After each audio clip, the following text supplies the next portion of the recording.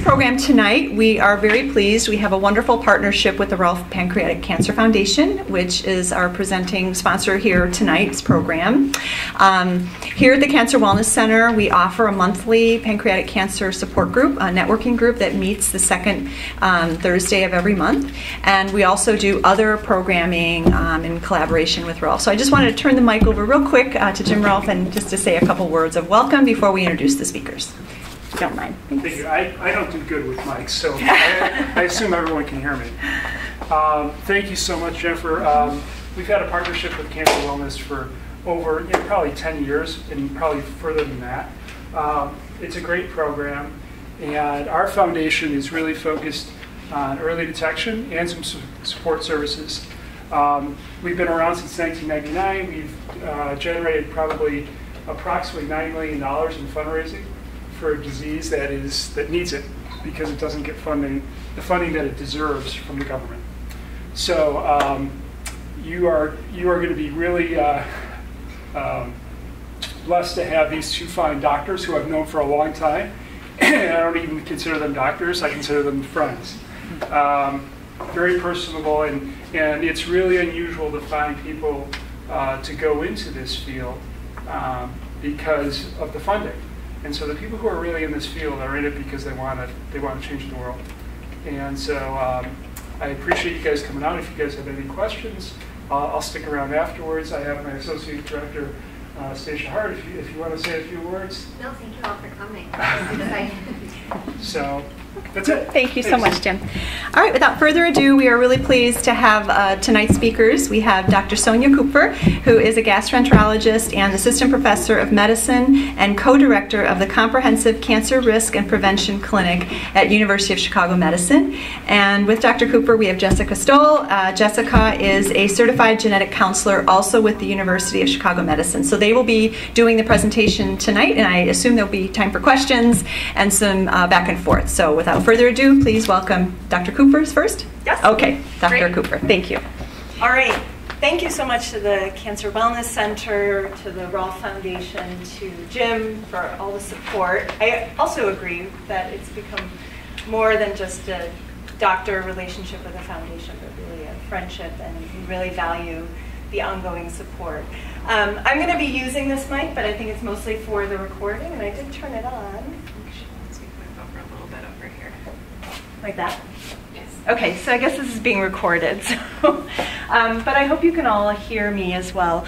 Today we're going to be talking about why it's important to know about your family history and how that impacts risk for cancer. And as was said, I'm a gastroenterologist, so we're going to be focusing on gastrointestinal cancers during this talk. I'm going to start off just with some basic introductions, and then Jessica's going to be talking about some of the little bit more detail about what a genetic evaluation entails and the benefits of engaging in something like that. And I think we're a intimate group here, so just feel free to interrupt me if you have questions. I think the last time we did this about 1.5 years ago, that was really the best part of it, was the interaction. So please feel free to just ask any question you have as I go through this. All right, so just to sort of set the playing field, we're talking about the genes on the left, not the genes on the right. So this is the genetic material, and I think I go into that in a little bit. But really, hereditary, we get a lot from our parents and diseases that run in families, and cancer can be one of those. And actually, you think that was obvious, and we've known about that for a long time, but we actually haven't known about that for a long time.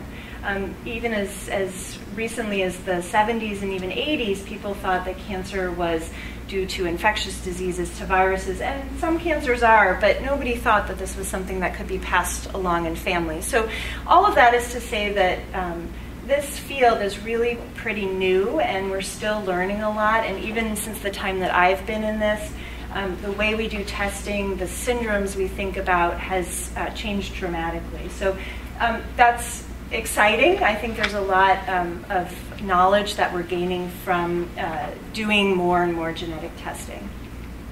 So I just put a few questions here that maybe you have had or people have asked you, certainly ones that we hear a lot in our clinic. You know, what are genes and how are they related to cancer? Why does cancer run in families? Which gastrointestinal cancers are hereditary or inherited? Is my family at risk? Am I at risk? And then, you know, what is genetic testing and what is a genetic counselor? And we have one here who will tell you exactly what a genetic counselor is and does. So I mentioned that I'd have just a very brief overview. You may remember this from school or beyond, but our genetic material is basically, the code is in the DNA, and that's wound tightly around these chromosomes, which are found in the nucleus of the cell. Can't really use this pointer, but you can see the nucleus of the cell is that white bit. Those are the chromosomes that are wound tightly. The DNA is wound tightly around that, and the DNA really encodes for genes that then go on to make the building blocks of our body, which are proteins. And this is important because when you think about it, our bodies are really fine-oiled machines, well-oiled machines, because we have, just like if we were baking, we have a recipe and we have something that makes a chocolate chip cookie, and we follow each direction very carefully. But sometimes if we change one thing, which is maybe to leave out the chocolate chips, that really changes the outcome of the final product. And genes are very similar. So you have your DNA, you have your genes, and those encode for, in this case, a protein. And if you make even one little change in that recipe, in that DNA, that could have a dramatic impact on sort of the outcome or the proteins that are made. And that is part of what happens in many diseases, but also in cancer.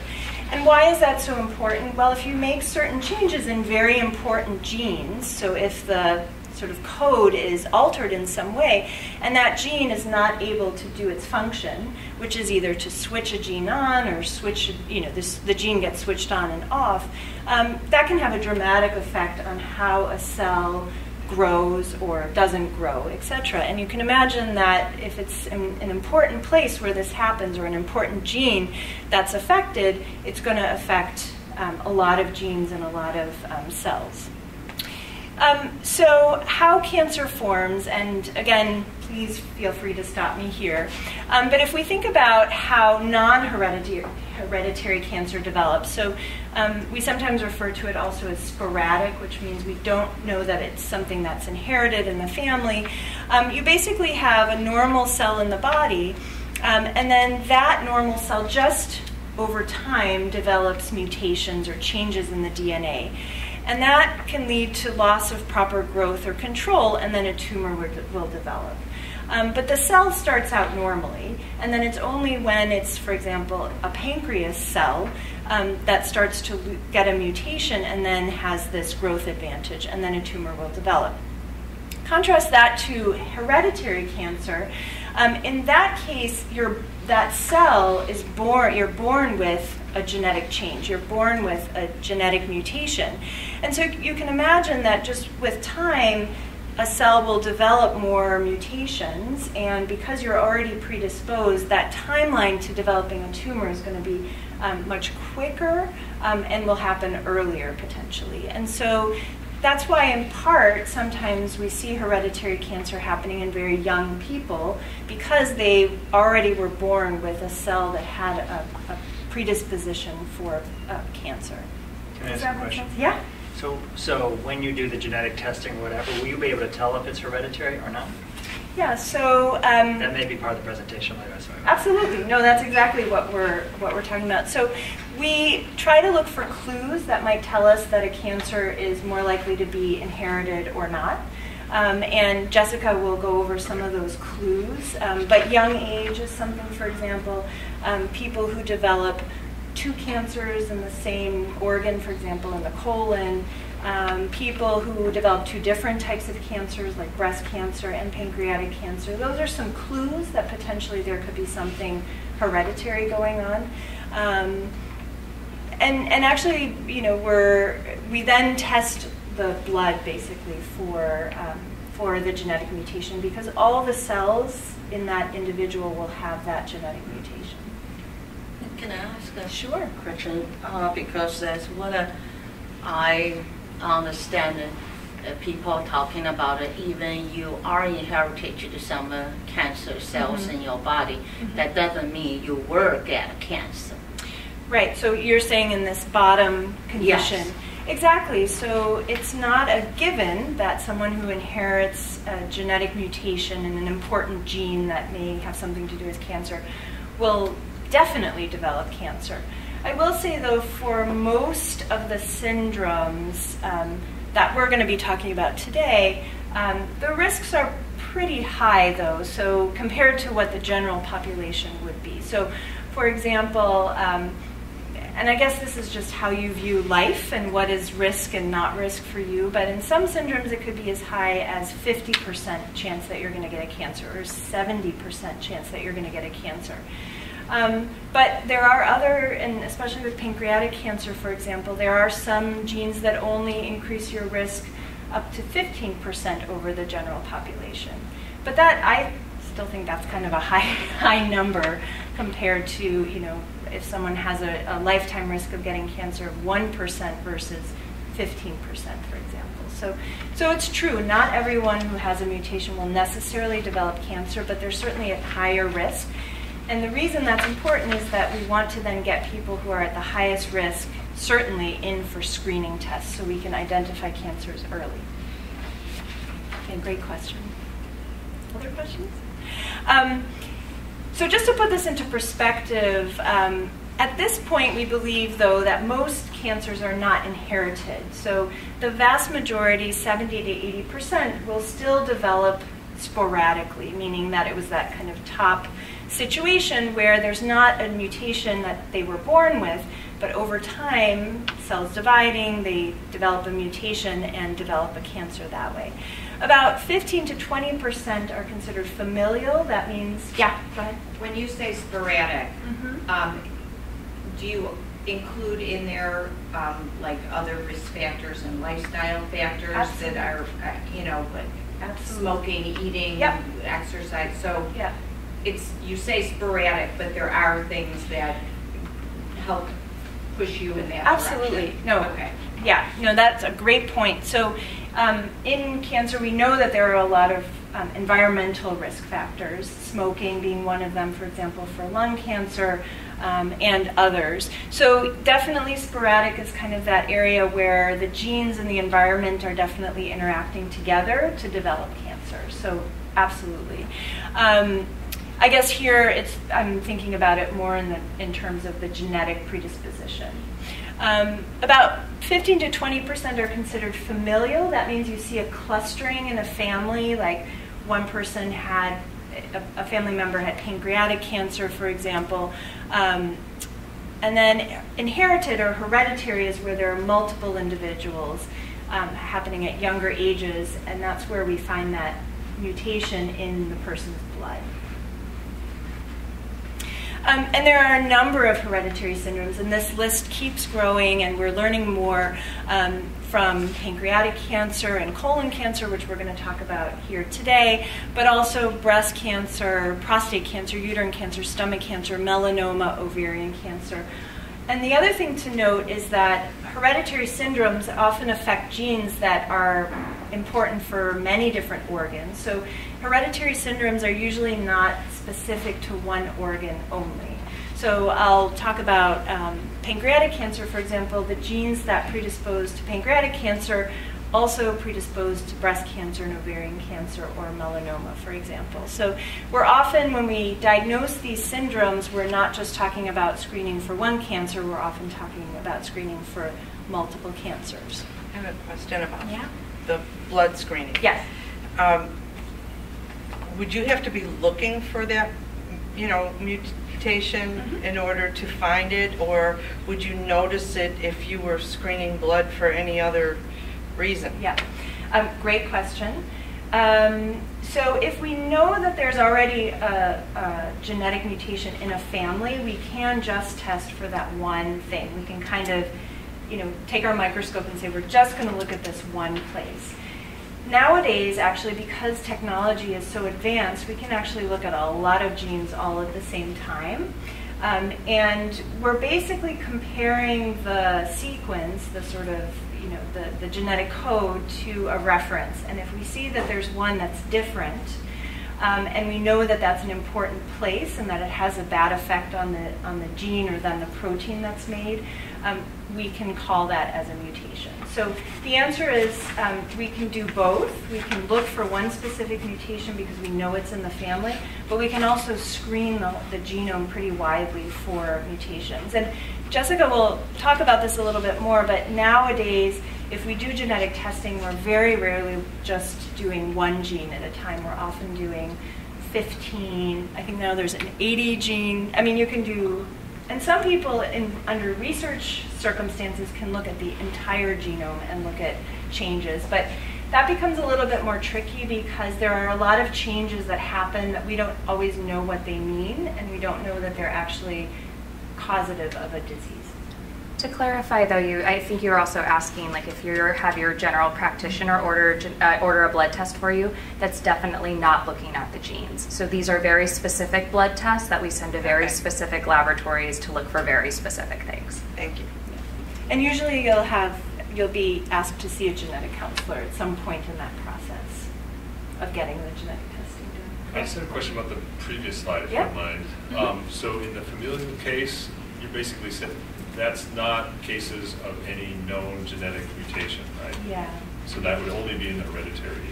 Yeah, so familial is, so by sporadic we mean people where there's no obvious family history. So a prostate cancer develops in someone at age 75 and there's seemingly no other cancer in the family, or older onset cancers, it doesn't seem to fit a familial pattern. By familial, there may be someone who had, as I said, a pancreatic cancer in a parent. Maybe there's a breast cancer in another relative further away. But then we do testing and we don't actually find a mutation, which doesn't mean that there isn't one there. It's just maybe we don't know enough about it yet.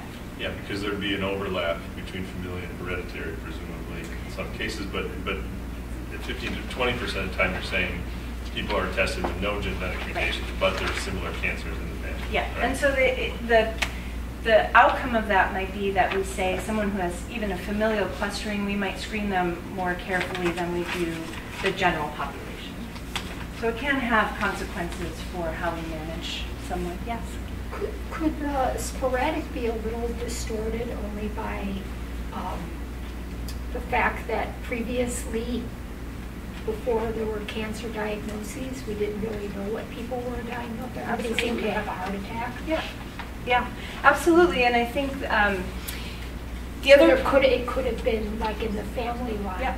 Yeah, and some of the genes we were talking about that there is an increased risk, but it may seemingly skip generations, or people may be getting cancer at older ages than we traditionally think of. So actually, this is where the field is changing a lot, that we're learning a lot more. Some inherited syndromes may not cause cancer until someone is in their 70s, for example. And you're absolutely right. Previously, we may have put that person into the sporadic category. And now there are actually sort of movements. I won't say that they're guidelines yet, but that, for example, every pancreatic cancer should have genetic tests. Every patient with pancreatic cancer should consider genetic testing, because about 10% of the time we're going to find a genetic mutation. It's moving in that direction. I'm sure that in 5 years, everyone with cancer most likely will have some form of genetic testing. The patients with pancreatic cancer or their family? At this point, the patients to start off with. All right.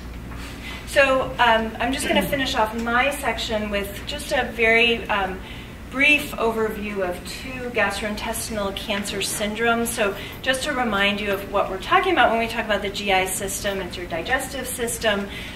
So cancers that can be hereditary may show up in the stomach, the pancreas, which is kind of, I had to hide the arrow, it's sort of hidden behind the stomach and the small intestine, and then cancers of the colon and rectum. So colorectal cancer, this is the 3rd most common cancer. In the general population, the lifetime risk is 5%, without having any family history. There are definitely risk factors. You were asking about risk factors, environmental risk factors. So that is including smoking, obesity, red meat intake, processed meat intake, etc. And then when we talk about the hereditary syndromes, or the syndromes that increase risk because of a genetic mutation that someone's born with, that includes a syndrome known as Lynch syndrome that's named for someone who sort of first described this syndrome, called Henry. His name's Henry Lynch.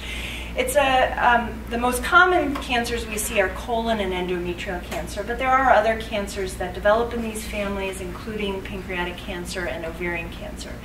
And then the other big group of syndromes in the colon cancer hereditary syndrome group are ones that predispose people to forming lots and lots of colon polyps. So these we call the polyposis syndromes. And the thing about colorectal cancer is we have very good screening tests. So if you're over 50, hopefully, you've had some sort of colon cancer screening test. And if you followed the news, if you're over 45, you might want to consider having a colon cancer screening test. And there are screening tests from colonoscopy to stool-based tests. So colon cancer, if we can identify those who are at risk, either because of their age or because of the hereditary syndrome, we have things that we can do. Pancreatic cancer only represents 3% of all cancers, but strikingly 7% of all cancer deaths. And as Jim mentioned, we definitely need more research in this area, because over the last 25 years, we have not changed those statistics very much. Here, the lifetime risk is 1.5%, so the general population has a 1.5 lifetime risk of developing pancreatic cancer. Here, too, there are risk factors, including obesity and tobacco use. And then when we think about what are the inherited syndromes that predispose to pancreatic cancer, I mentioned some of these already, but the BRCA-related syndromes. So BRCA stands for the breast cancer gene. That's how they were described, and there are two of them, BRCA2, 1 and 2. And for pancreatic cancer risk, it's actually more of a risk with a BRCA2 mutation. And of course, women who have BRCA2 are also at high risk of breast and ovarian cancer. There is another gene called PALB2, and then I mentioned Lynch syndrome. This is where you see all that crossover with the hereditary syndromes, is that it's not just one cancer that we're often talking about. Here, to contrast it to colon cancer, we do not have very good screening tests. And so part of the reason is that the pancreas, as you saw in that anatomic picture, sits very, very deep in the abdomen. And so to get to it even can be a challenge. So our screening tests right now are reserved for individuals who we consider at the highest risk for pancreatic cancer. So if you go to your general practitioner, they're not offering you a pancreatic cancer screening test to the general population. But if you do fit into a higher risk category, we do screening tests which involve an endoscopic procedure and or an MRI test. And we can talk in more detail about that if you want. How would you know if you're in the higher risk category? Great question. So one thing that we look at is family history. So someone that has more than two or more relatives with pancreatic cancer, especially if they're first-degree relatives, that is a sort of sign that maybe there's something going on. And in fact, because we don't always find a hereditary cause, meaning we don't always find a genetic mutation, we are considering people who have multiple family members as high risk, even if their genetic testing is negative. Other high-risk people are individuals who carry one of these predisposing genes and have a family member with pancreatic cancer. And so those are the individuals who we, starting at age 50 or 10 years before the youngest person had cancer in their family, we will put them on a yearly screening regimen. So it's really based on knowing part of why we're here is to talk about how important it is to know your family history, because that, at this point, is how we sort of can decide who's in the higher risk category. Does insurance cover this annual screening? Honestly, I haven't had problems with it. I think that we're still in a maybe earlier phase of this, and it's not a huge population that we're talking about. So honestly, I haven't really dealt with that as much. It may come. It may come. The other thing to say is that there are new developments in pancreatic cancer, so newer markers that we might be able to use, like blood-based markers that might help us even distinguish, even in a high-risk group, who may benefit more or less from having a screening test. But I have not had that problem, but others may have other experiences. Yeah? You had mentioned previously about risk, someone who had 2 different cancers. Yep. So does that put you in a high risk for pancreatic cancer if it was like colon cancer or pancreatic cancer? So it's certainly a kind of red flag that there might be something going on that's hereditary. And so that would be a case where I would say someone should definitely talk to a genetic counselor and determine whether genetic testing is warranted. So when people start getting multiple cancers, that we definitely do recommend genetic testing in those situations. Yeah? And then for the screening, would you go to your general practitioner or would you go to a GI doctor? Right now, I would recommend going to a specialist in a specialized center. In fact, not all gastroenterologists would recommend this maybe, or would know about this, or would actually know how to do this. And so it's part of what our center does is, this is what our passion, and this is what we care about, and we want to find cancer as early as possible, especially with pancreatic cancer. So we have very specialized doctors who do these types of procedures and know what they're looking for. So the general practitioner is a good place to start, and then they can help you to find somebody. I would say in the city, there's not all that many people that are, so the other thing to say about that is that anytime someone comes and does screening with us, we have them ask them if they want to become part of our registry, and through that we can learn more about what screening works, what screening doesn't work, and if there are new things we can offer them to patients. Is there another question here? No? All right. And then I think turning it over to Jess. And I think your questions about genetic testing were a good segue here, because we're going to go back to some of the genetic component now.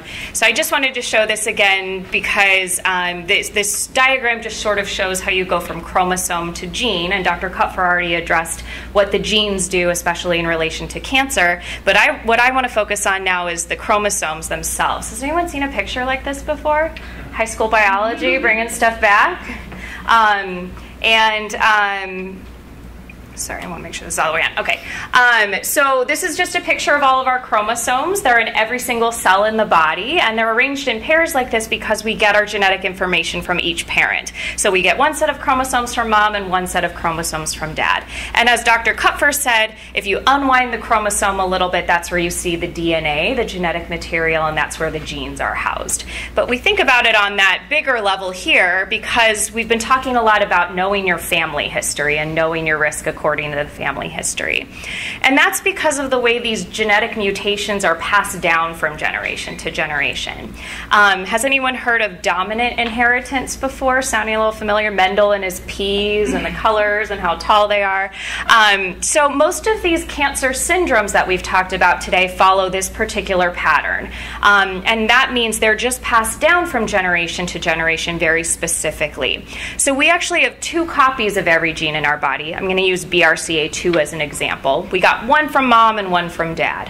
If we have a mutation, in this case that's that star on that one chromosome there, if we have a mutation in one copy of that BRCA2 gene, that's actually enough to cause an increased risk for those cancers. So even though we have one working copy, it's not enough to really help protect us from cancer the way it's supposed to. That also means when this person here who has a mutation has children, there's a 50% chance of passing down the working copy or the one without the mutation. That child does not have a higher risk for cancer, can't pass it on to the next generation, it stops there. There's also a 50% chance of passing down the mutation or the non-working copy of the gene. And in that case, that child then is at an increased risk for those cancers associated with that gene and could pass it on to the next generation. The other important piece here is that both men and women can carry these mutations. They can also pass them to either sons or daughters. The only differences come about in terms of what types of cancers they might be at risk for. So for example, if it's a gene like BRCA2 that increases the risk for ovarian cancer, well, men can carry that mutation but would never get ovarian cancer, obviously. If it's a gene that increases the risk for prostate cancer, women can still carry that mutation but wouldn't develop prostate cancer. Okay. Any questions about any of those genetic pieces? No? Okay. It was a very brief review of high school biology. But I wanted to revisit this categories of cancer again as well, because I think it's important to see what the families look like too. So I'm not going to spend too much time on this slide, but really focus on what do the families look like. Has anyone seen their family history drawn out in a diagram like this? Oh, more than I would expected. Cool. So just for those who haven't seen a family history like this is what we call a pedigree. It's a medical family history. So circles are for men, squares are for women, lines connect relationships, and that arrow there is pointing to my patient. She has a circle or colored in icon because she's had a diagnosis of breast cancer. So in my diagrams here, anyone who has a blue shaded icon has a diagnosis of some type of cancer. So this is an example of what we call a sporadic cancer family. And that's because there's no one else in the family who has cancer. It's one diagnosis of a pretty common cancer. Breast cancer is very common in the general population. And she was diagnosed at a relatively typical age for breast cancer, 60s, 70s, very common for breast cancer. Compare that to a familial cancer family. In this case, I have a few more diagnoses in the family than the sporadic cancer family. But if you notice in this one, those diagnoses are on opposite sides of the family. So mom's side and dad's side, and not in the same bloodline. You'll also notice that most of the ages are a little bit older in life. 70s is pretty common for cancers as well. And while I do have 2 breast cancers, breast cancer is very common in the general population. So I'm actually more surprised when I see a family without a diagnosis of breast cancer nowadays. Whereas a hereditary cancer family looks very striking to me. So this is an example of one of my BRCA2 families. In this case, you can see there's lots of diagnoses of cancer in this family, lots of cases of cancer. I also have what's called a multi-generational pattern. That just means the cancer is tracking from the grandparents to the parents to the children. I also have patients that are diagnosed at very young ages. 30s and 40s is pretty young for most cancers. And as we talked about before, there's a family member there who has 2 different diagnoses of cancer as well. So not one that's spread from one organ to another, but 2 very separate diagnoses.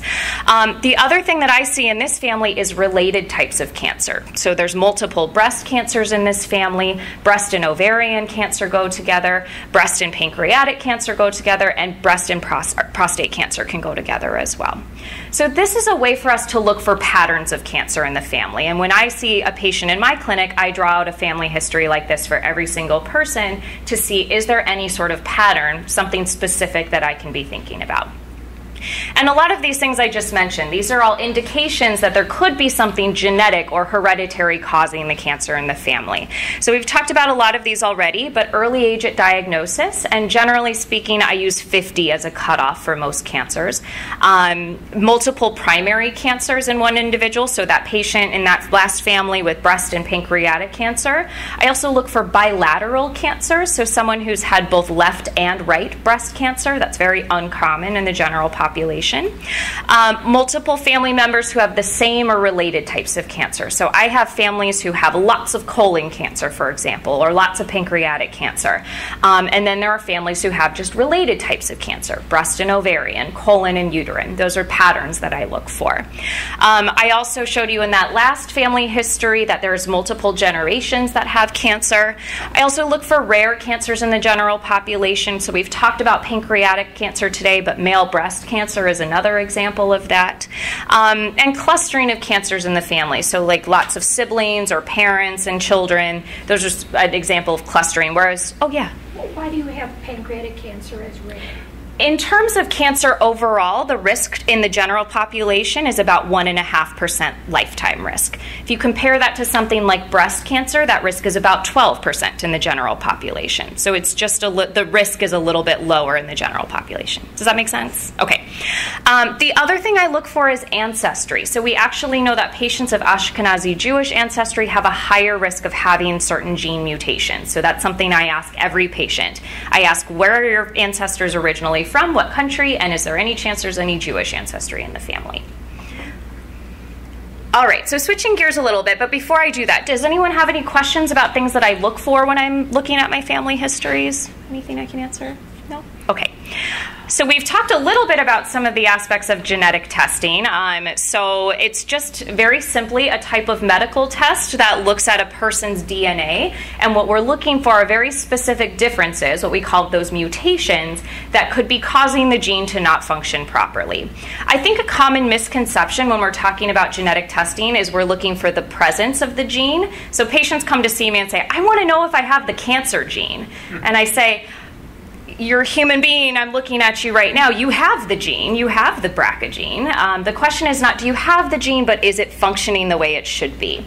So when we have a mutation in one of those genes, that means the gene isn't working the way it needs to be, and that's what I'm looking for with genetic testing. It's a subtle nuance, but I think it's an important one to get across there. This picture is just showing there are actually lots of different ways we can do genetic testing. The most common and the easiest way to do it is through a blood test. I know not every patient likes getting their blood drawn, but it's the easiest way for us to get enough DNA to do that testing. And yes? Sorry. What's the good age?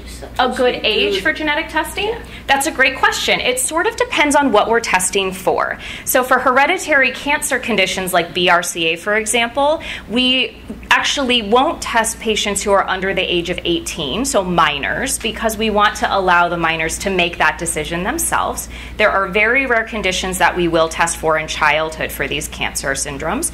But really, a lot of my patients, it sort of depends on when the family histories start appearing. I have patients that I haven't tested until they're 70 or 80 because they were the first one diagnosed with a type of cancer. I also have patients that their parents have one of these gene mutations, and so they've come to see me when they're around 20, and they do the genetic testing to see do they have the same mutation that their mom or dad has. So it's very dependent on, A, when the cancer occurs in the family, because we don't know to do the testing until someone's been diagnosed, unfortunately. It also depends on what we're looking for. So in the case of hereditary cancer, we usually wait until someone is after the age of 18, but I've tested 18-year-olds and I've tested 80-year-olds, so it really is dependent on what we're looking for. Does that help answer that a little bit? Yeah. Okay. Yes, but it's still confused. If we do not have a family history, should we also do it? That's a great question. So the answer to that is I don't know what I'm looking for. If someone doesn't have a family history, I'm not sure what genes to test for in that case. The genetic testing is actually fairly targeted still, and that's because of the way the technology is. It's better for us to look at specific genes, so pick a set of genes to look at and look at those very specifically, versus just throwing a blood sample in a genetic sequencer is what we call it, and looking at them, because then I don't know what I'm looking for. It's sort of like a needle in a haystack approach. This is more targeted, gives us more information and better information to develop a screening plan. Okay. Yeah. Could I ask you a question? My husband died of gastric cancer. I have 4 children. Should I test them? Should I have them tested? So that's there's subtleties to that. How old was your husband when he passed away? 74. 74, okay. Most cancers that are diagnosed in the 60s, 70s, and 80s tend to be sporadic cancers, unless there's multiple family members who have also had cancer. There are also certain types of gastric cancer that are more likely to be hereditary than others. Some of them are what we call diffuse gastric cancer. They're very rare in the general population. And so when I see those types of cancer, I think about genetic testing more than I would for the more common type of gastric cancer. What I would suggest, though, is, and I'll get to this in a second, looking at having someone look at your husband's records, his pathology report, for example, or his medical records in general, to determine, is this something that your children would benefit from?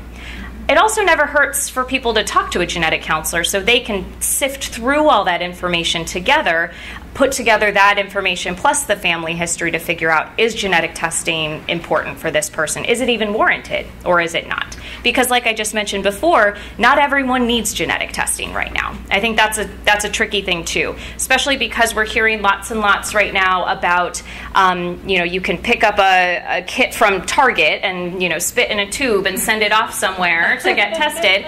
That doesn't test for what I'm testing for, and that test is actually not really helpful when I see a patient. So I think it's important to keep in mind that not all genetic testing is the same. It's not one size fits all, and when we do genetic testing, we're looking for very specific things, but not everyone needs it. I just wanted to add one other thing, just getting back to sort of there are environmental factors that also increase risk of cancer, and gastric cancer is very particularly linked to a bacteria in the stomach called Helicobacter pylori. And so one thing your kids could definitely get is testing for that bacteria, and if they have it, they can eradicate it, and that actually can help reduce gastric cancer risk. And that's not a genetic test, so that can be done with a GI doctor. That's a stool test. Yes?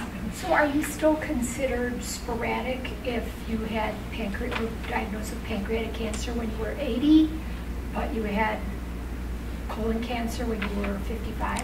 So the definition of sporadic cancer more refers to, is there a family history, and is there a gene mutation?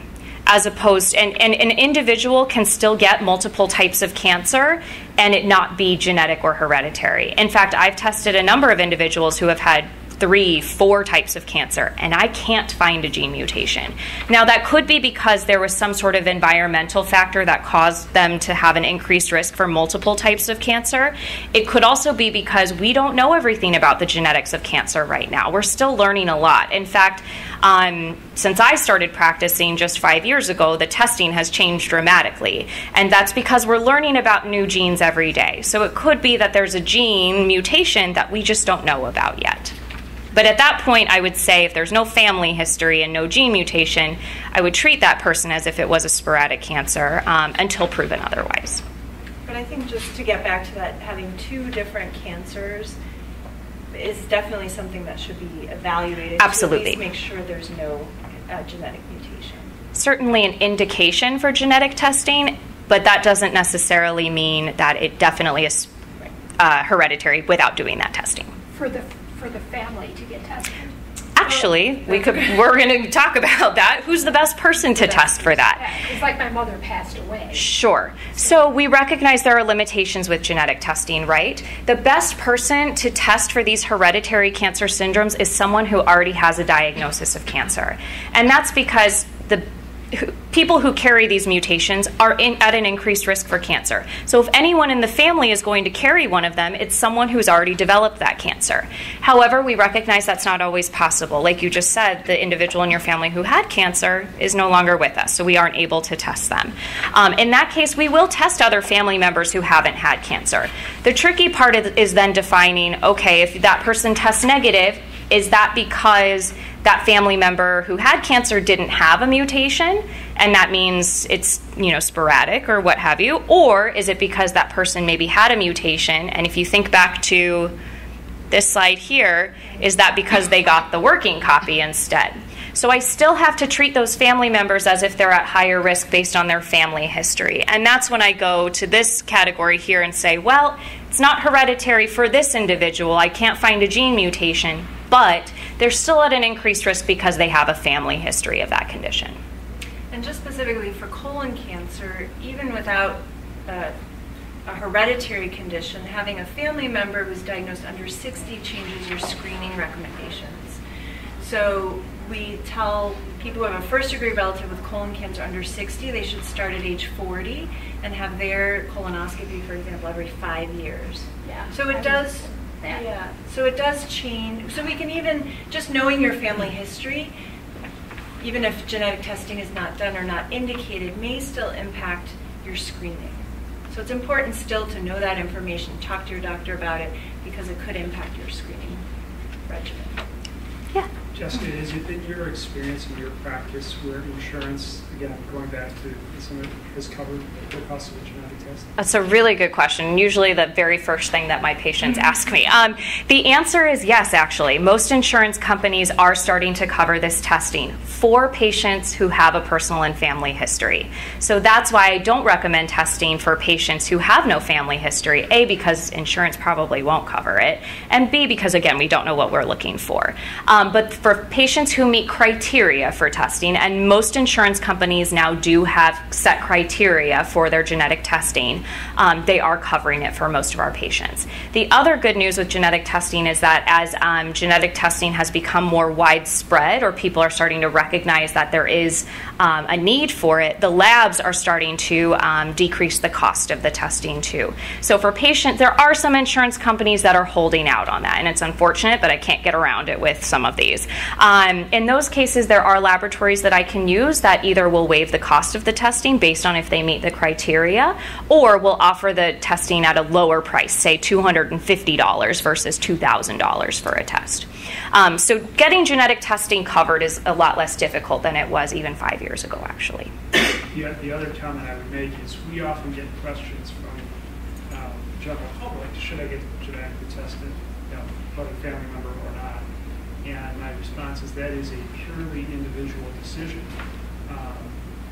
There's no right or wrong answer, but I encourage people to really give it a lot of thought, because if you're not prepared to act on whatever information is presented after the test is done, then you shouldn't go through the test, in my opinion. And actually, that's a good point. And it kind of segues very nicely into what is a genetic counselor and what is genetic counseling. And I think that's the other people sometimes have no idea why they come to see me. Actually, most patients, unless they've called me themselves, have no idea why they're coming to see me. And that's kind of because the word counseling throws people off, I think.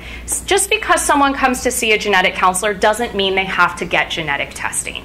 Genetic counseling is the process of interpreting the family history, sort of analyzing a personal and family history and determining, is there something genetic involved, and then helping patients understand what the genetics are of that condition, how do we manage that, and then how do I talk to my family about this, because genetics is all in the family, and so we have to talk about family in these situations. So this is a very general overview of genetic counseling, because genetic counselors don't just focus on cancer, they also do prenatal work, they do pediatric work, they do cardiology, genetics. We are trained in all aspects of genetics. But as a genetic counselor, we're there as a specialized health professional. We have a very specific degree in genetic counseling to be able to provide insight into medical genetics for patients, and sometimes health providers too. As far as cancer genetic counseling goes, like I mentioned before, not every patient who comes to see me ultimately decides genetic testing is what they want. And that's okay. In fact, I always have that conversation with my patients. Is this information that you think would be helpful for you? Because if the answer is no, I'm not going to tell you have to do genetic testing. I'm here to offer it if you'd like it, and I'm here to talk through all of the details of it with you. And what I'm able to do, even for patients who don't decide, or who decide they don't want genetic testing, is provide an accurate risk assessment. And that can be just based on the family history. It can also just be based on their personal risk factors if genetic testing is something they're not interested in. But we do sort of help not only with assessing the risk for that patient, but also help sort of manage some of the psychological repercussions that can come about with that. Some patients really struggle with knowing their risk for cancer, and so maybe genetic testing isn't right for them. And some patients, struggle with knowing, there's a possibility of passing this on to my kids. And so I sort of help patients work through that and figure out, how is this information going to be most helpful to them. In terms of why someone would come see me in a genetic or in a cancer risk clinic, or why would someone see a genetic counselor in general, like I said, we provide a comprehensive risk assessment. We're not just there to say, I'm going to test you and move on. We really look at the family and the person sitting in front of me as a whole. It's not just about the genetic testing report. We also, when I say counseling session, I use that a little bit loosely, because there is counseling sort of thrown into that, but it really is educational. It's really providing information about genetics. You'd be surprised how many patients come come to see me and have no idea what a gene is, and talking about those specific syndromes like the BRCA genes, for example, and then talking to them about, is testing right for you, and deciding together what test is right for you, because not every test is the same, and every result is different too. And then based on the information, whether that just be the family history or the personal medical history, or combined with the genetic test results, we can make personalized recommendations for cancer screening going forward. And then interwoven throughout this can come family dynamics are struggling, or are a struggle sometimes, and so we have to sort of think about other things in terms of the psychological aspects of this too. So I mentioned this before in regards to what information is helpful when you go see a genetic counselor. I always tell patients, try and have as many medical records as you can. And that's partly because patients will sometimes hear, or not patients, but family members will hear, oh, well, Aunt Martha had some sort of cancer. I think it was like GI cancer of some sort. Well, that's not as helpful as if you tell me, Aunt Martha died of pancreatic cancer at the age of 76, and she was diagnosed at 75. That is the most helpful information I can have. And so keeping track of those medical records, or at least having it written down somewhere, the family history is really important. The other reason for that is generations above, everyone had stomach cancer. Well, that's because it was in the abdomen and they knew it was abdominal cancer, and so they say that. But I have no idea. Was it actually stomach cancer, or was it colon cancer, or was it some sort of female cancer? I have no idea. And that's really important when we're providing a risk assessment. I also like to know the age at which someone was diagnosed. So if someone tells me, oh, they had pancreatic cancer, well, if that pancreatic cancer was diagnosed at 90, that's a little bit different than someone who was diagnosed at, say, 35 with pancreatic cancer. Those are very different in terms of hereditary risk. And I like to actually know the ages of the family members, or the ages at which they died, for those who didn't have cancer. If there are 10 siblings in the family who all died at the age of 95 and they never developed cancer, maybe this isn't something genetic or hereditary. Maybe that was more of a sporadic cancer then. So these are all pieces of information to kind of keep in mind. If you're thinking about seeing a genetic counselor, start gathering this information for that counseling visit. And then just because we talked a little bit about registries in general, these hereditary cancer syndromes are rare in the general population. So if you think back to that pie chart we've shown a couple of times, only about 10% of cancer is genetic. I think people come in thinking that all cancer is genetic and it all runs in families, but actually these syndromes are quite rare in the general population.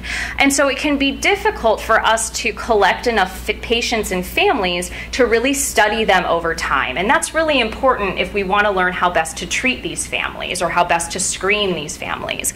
And so patient registries, which basically just means patients are a part of sort of a research study that's ongoing over time, that allows researchers to collect these families and really study them over the course of their lifetime, as opposed to just a snapshot in time. And there are individual center registries. We have one at the University of Chicago, the Inherited Cancer Family Registry. There are also multi-center registries. So maybe it's a registry in the state of Ohio. They look at all colon cancers, for example, there. And then there are national and international registries as well. So we're really looking at this not just at an individual center basis, but really a world basis too. And I just wanted to mention, again, we do have one of these registries at University of Chicago. It has been around since the 90s, so particularly for patients who are at high risk and we are following them over time with screening tests, we like to sort of involve them with this research so that we can keep track of, is this working or is it not?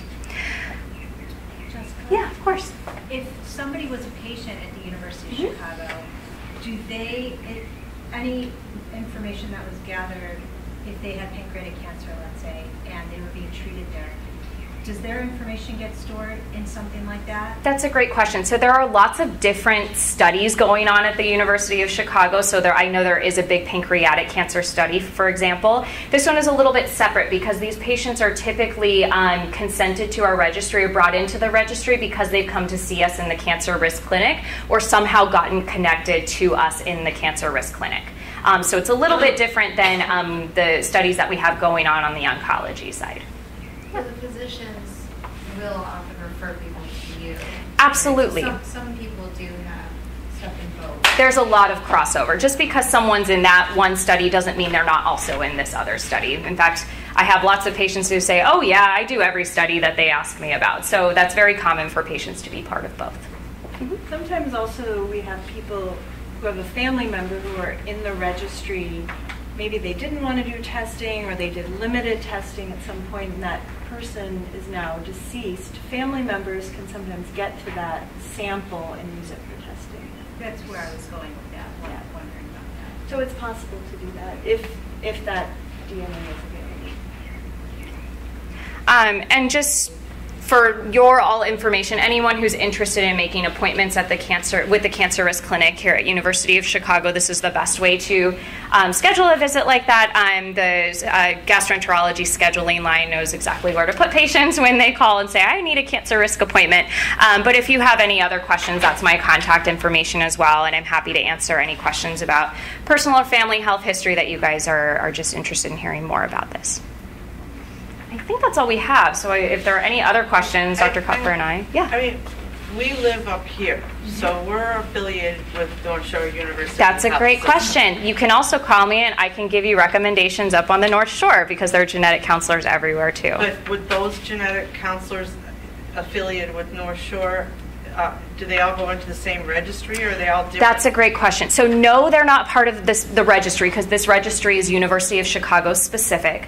Any genetic counselor who sees patients in a cancer setting is trained to do what I do. In fact, at North Shore, I trained one of them, so I know she's good. But as far as pancreatic cancer, that our registry as it relates to GI cancers and the studies that we have, no, those are separate and unique to University of Chicago. Question though is, does that then get put into an Illinois registry? Oh, as far as I know, there's no Illinois registry at this point. So it is going to be by organization? For what we have available right now, that is institution specific. There are ones for example, we talked about Lynch syndrome earlier. There's like a larger international registry of patients, but most patients will get sort of funneled in through one of these other registries. As what I understand, I learned some, so actually a genetic test also could help the way how to treat the cancer. That's a good question. Sometimes genetic tests are run most of the time on the tumor themselves. So actually I'm going to go back here to one of Dr. Kupfer's slides because I think that's an important distinction. What we're looking at when we do genetic testing is the genes in the blood, and those are the genes that someone was born with. The mutations that someone was born with has had since day one are in every cell in the body. However, tumors are actually just an accumulation of mutations. Those are acquired over time. Those are not something that that person is born with. So sometimes what oncologists will do is run genetic testing on the tumor to see, are there any mutations that this particular drug only works if that mutation is in the tumor. Those are not mutations that that person is born with. That's not a hereditary or a mutation that could be passed on to the next generation, but it is isolated to the tumor itself. But you're right, sometimes genetic testing is helpful in those cases to determine if someone gets one chemotherapy versus another. But sometimes, still happens only about 10% of the time, the tumor is sequenced, so the pancreatic cancer is sequenced, and we find something that looks like it might be something that's inherited. And so we sometimes have surprise findings of an inherited syndrome from just a tumor sequence, from a tumor genetic test. It doesn't happen all that much, but we're just looking at all the pancreatic cancers that were resected at the University of Chicago over a period of time, and about 6 to maybe 10%, depending on how you define it, are turning out to have a hereditary cause. So that's why I was saying the future will probably be that all tumors will be sequenced, and as a result of that, we'll be finding about 10% of the time inherited mutations. And probably down the road, I don't know, I'm not a good sort of seer into the future, but I'm sure that genetic testing will become more widespread. We need more genetic counselors before then, though. It'll impact, it's for cancer is what we're talking about here, but also how you metabolize drugs has to do with your genetics, and there's so many other things we're not quite there yet, but I'm sure we're going to be there in maybe 15 years. So if you go get the blood test and they send it out and it says, comes back as a BRCA2, could they pinpoint yet if it's pancreatic, breast cancer, ovarian? Any BRCA2 any person with a BRCA2 mutation is at an increased risk for multiple types of cancer: breast cancer, ovarian cancer, pancreatic, in men, prostate cancer. So it's not that the specific mutation dictates what type of cancer that person is at risk for. The gene itself is what dictates what cancers are associated with. So if there's a history of one kind of cancer, a child could test positive for BRCA2, but it might not necessarily be that same cancer. Exactly. It might be a very different cancer. I mean, what do we do with that? Our father and sister, our sister and our dad passed from pancreatic cancer. So we're extremely high risk. Right. So, but we don't know if the two of them were related. Like if she had a mutated we don't know if it's hereditary at this point. So I think there's two questions here. The first being that, unfortunately, we probably won't be able to determine that if you did genetic testing and it was negative. We didn't find a mutation in either of you. Because again, I don't know if that's because your father, for example, had a mutation and you got the working copy of the gene, or because he didn't have a mutation and maybe we still don't know what caused his cancer and your sister's cancer. It could be that familial category that we talked about. The other piece is, I think you were asking sort of what do we do? So if someone has a BRCA2 mutation, for example, there are very specific guidelines for what cancer screening recommendations we make. It would be increased breast cancer screening, so not just mammograms, but things like breast MRIs. We might recommend risk-reducing surgeries, like removing the ovaries to prevent ovarian cancer. So each of these genes, depending on what cancers are associated with them, dictates what screening recommendations or what risk-reducing recommendations do we make. But I will say, just with 2 first-degree relatives, you are considered high risk and so would be eligible for screening. Oh. And now our mother has colon cancer. We got it from all sides. I saw a question back here. I want to make sure I get to you. Sorry. Yeah, no, just a question on the familial piece. What kind of risk factor do you typically put people in? It's 1.5% for the general population. If you have kind of a familial situation, I know it might depend on the exact situation. But can you give like an order of magnitude range? Kind of range that it's sort of. You can use me as an example. Sure. My father passed away with pancreatic cancer recently, and his mother had pancreatic cancer. Okay. But he had the genetic testing, and he didn't have any mutations. Okay. So I'm trying to kind of gauge what the familial risk Sure. So it sort of is dependent on the type of cancer, and it is dependent on the degree of relation to that person to a certain extent. So having one first-degree relative and a second-degree relative, so your father and your grandmother, would be different than, say, if you had a father and a sister. Those are first-degree relatives that are closer in relation, so the degree of risk is going to be slightly higher than for you. I don't know that I could quantify a first- and second-degree relative, but I know it would be lower than for someone who has 2 first-degree relatives, for example. And a lot of these studies are also dependent on the ages at which these cancers occurred, so that's why it's hard to give an exact. I would say you're at higher than 1.5%, most likely. You're probably under 10% lifetime risk. In terms of screening, you would still be someone that we would probably talk about screening. I mean, so this field is evolving, so there's not like strict guidelines that we can follow, so a lot of this is very individualized, but families tend to now be smaller than they were before, so are we just not seeing that sort of many people that we used to see when there were large families? So we will talk about, especially with things like pancreatic cancer and ovarian cancer, where we just have not moved the needle forward. If there's anything we can do to find something early, I'm an advocate for that. And I assume that some piece of that familial story is maybe a mutation that just hasn't been discovered yet, right? It's very possible, and people are looking at this and have sort of some leads that they're looking at, but not enough that we can do genetic testing for those as yet.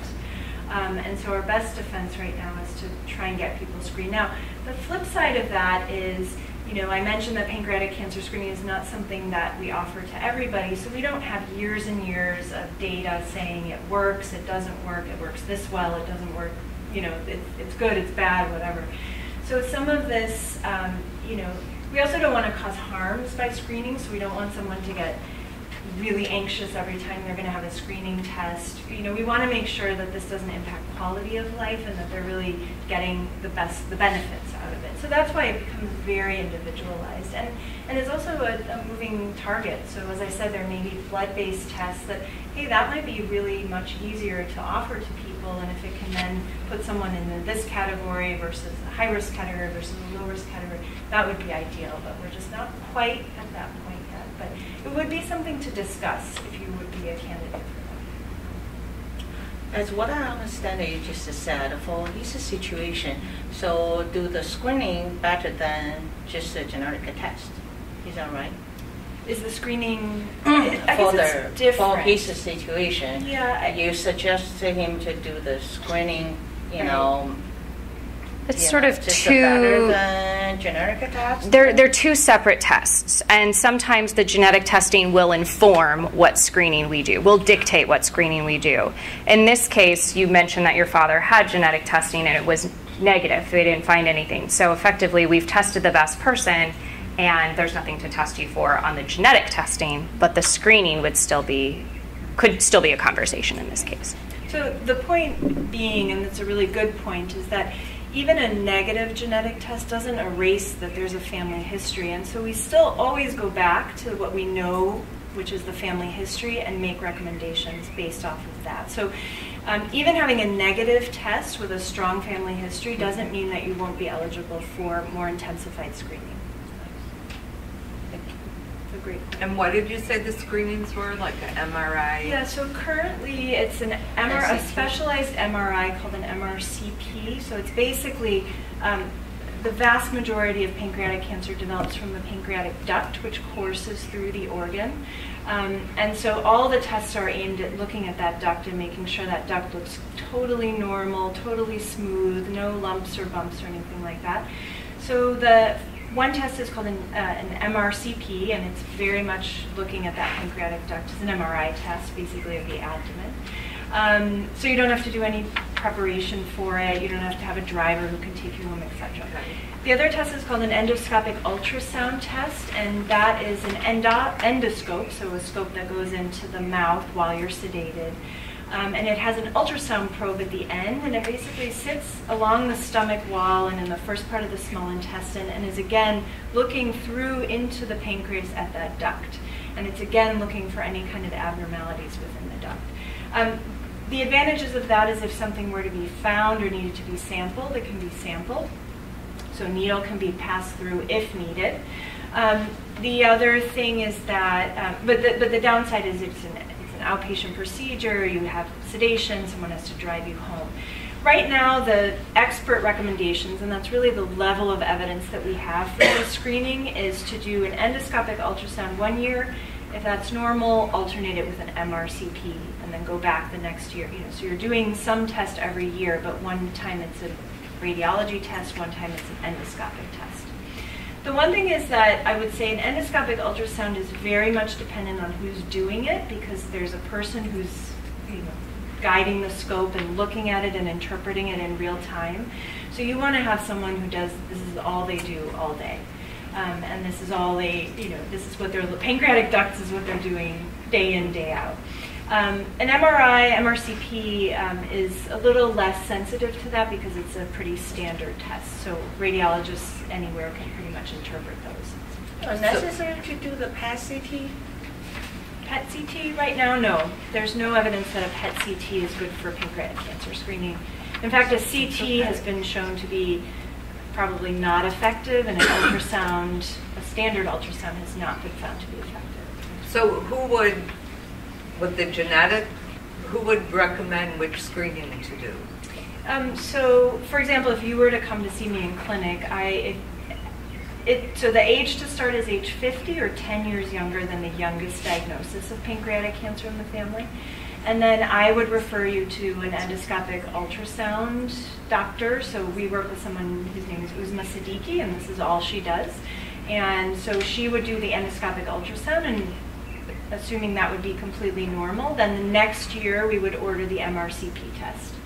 And then the next year you would come back and do the endoscopic ultrasound. So the way it works in our clinic is that I am sort of the director, the orchestrator of all of these tests. But that's after you have blood work, and if you come back BRCA. It sort of depends. In your case, it would be a discussion regardless of your genetic test results. So it could be, we could do the genetic testing, but even if it was negative, we could still have that conversation. But we could always start with the genetic testing first and go from there. How much would it cost for the genetic test? It depends on if insurance covers it or not. If it's not, I can get it as low as $250.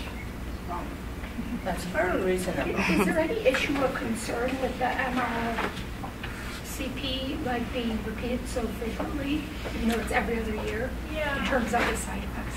So MRIs don't have radiation concerns like CT scans do. There's not very well substantiated concerns about using the dye that's used, which is called gadolinium, but that's not. So for example, people who have BRCA mutation, they're getting yearly breast MRIs. And this is, we've been doing that for quite a while, and there have not been concerns about frequent screening. Sort of a nuance of your question is sometimes we find things in the pancreas that would never ever become a problem, like there's a cyst that's just there, and we find it incidentally, so to speak. And sometimes then we might have someone come back in 6 months to make sure this isn't growing, etc. So there's always a chance of finding something, and that thing may not ever be a problem, but now we're sort of finding it and we're watching it, and so someone might end up having to do more testing. And that's, we have a very long and frank discussion about some of the benefits that we know of, but also some of the limitations of our current pancreatic cancer screening recommendations. It's not ideal. I'll just put it out there. It's not. If I had a blood test I could offer to people, that would be ideal, and hopefully will be there. Right now we don't have that, and we also don't have enough data to tell us how well this screening works right now. But we think we have some early indications that we probably can get people to surgery who may not have been surgical candidates had they not undergone screening, so we may be getting people in earlier stages. So we think we're doing something good. Yes? Question on the slide of the double helix. Are some of your results, what happens between like adenosine to tyrosine, the 6 things in the double helix? How is that connected to the testing and to? You're talking about this picture? What's test? Are you asking what exactly? How does that involve in the test? So basically, what we're testing is that ATGC code. It's like we spell check it basically. So it gets spell checked, and then if there's some error, it gets highlighted as an error. And then there's lots and lots of information that we can derive from that, like how many other people have had this? Has this been reported? So that is a big part of the testing. Oh, there's a lot of interpretation that goes into it, and the testing companies put a lot of emphasis on that. If they can switch or they can be halved or they can. Yeah. So exactly. So you can have maybe now I'm understanding your question. You can have something that just changes one code, but you can also have something that just takes out a whole chunk of it and deletes it. So that's called a deletion. You can have rearrangements of the code in ways that kind of mess with the protein that's made. In most cases, the ones that we know are bad actors in terms of mutations are the ones that cause the protein to be cut short. So it's just you don't have a building block that's really working very well. The interpretation is important with genetic testing because not all of us, every single one of us sitting here has multiple mutations in their DNA, but not everything's causing a problem. It's most of them actually just make us different people. So it's important to look at what is this causing in this person, and is this causing any problems at all? One more question. How long you can get it if you do the genetic test? How long you will get the report? It's a great question. Most of the time, 3 to 4 weeks. Oh, that long? Yeah, that's where the interpretation comes into play. The sequencing part takes, I used to do that in the lab, it takes roughly 24 hours, but the interpretation is what takes so long. And you want someone really good doing the interpretation. You don't want a genetic test result back in 24 hours. That's not a good test result. And just to confer, just to sort of reiterate something Jessica mentioned, just to put it out there are these direct-to-consumer tests, 23andMe, et cetera, and those are fun and give you information about X, Y, and Z. I would not recommend those as cancer genetic tests. So I will also I call them say recreational genomic tests and genetic tests. So they're fun, and I'm not discouraging people, but they're not a substitute for what we would do. So just be aware, buyer beware. Do you have any website recommendations to educate further on this topic? Yeah, well, the Rolfe Foundation has some great resources on their website, as a matter of fact. If it sort of depends on what you're looking for, I would say. If it's pancreatic cancer specific, that's a great website because they have really good resources for you. If you want to look up, just about genetic counseling, for example, the National Society of Genetic Counselors website has a good website too. So you have my email. Email me, and I'll send you some. But it is a good point because I call him Dr. Google. Oh yeah, don't do that. Dr. Google has a lot of information, and it can be really scary to kind of see what's out there and all the stories. So I have my card here too. I'm happy to provide it for you if you have any questions or concerns. But before you freak yourself out beyond belief by going on the internet, we're happy to help interpret that information. Great. So Jessica, could I ask, if we were going to see you, we would see you first to determine whether or not we needed testing, is that correct? You would see me to determine if you need testing. The testing can be ordered that day for patients who do come to see me. But I would be the one to interpret the family history, the personal medical history, to determine if testing is even necessary. And then the way our clinic works is then you also likely will see me. Yep, we work together.